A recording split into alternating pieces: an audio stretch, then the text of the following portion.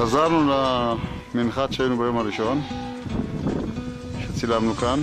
קיבלנו 5 חדרים, אנחנו לקחנו את החדרים, עולה לכל בן אדם 20 שקל ליום. הגברת שמפעילה את המנחת התנדבה פה לעזור לנו להישאר לעזור בבישולים, והיא תהיה כאן והכל. אנחנו לקחנו את זה עד ה-25 לחודש. המנחת הזה נמצא 25 קילומטר מהמנחת של התחרות. במנחת של התחרות, מרגע שהתחרות מתחילה בשבת, לא נותנים לנו להתקרב שם בגלל הבלגן. ואנחנו לא צריכים אותם, יש לנו כאן בריכת שחייה. ויש לנו עושה מטבח בעניין שלנו. הגברת הצ'כית עוזרת לנו לבשל. אני רואה שם דודו וויקי מבשלים.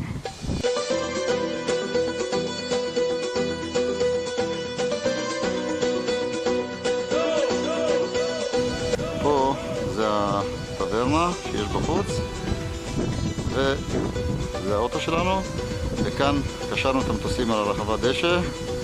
המטוסים קשורים, הולך לבוא גשם חזק מאוד, ואנחנו הכל קשור.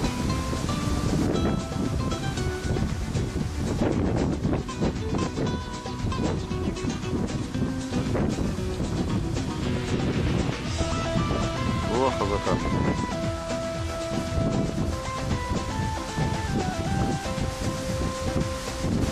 ארז עוד לא גמר לקשור את המטוס. נשאר את הקשירות האחרונות שהכל יהיה כמו שצריך. ארז, תקשור טוב!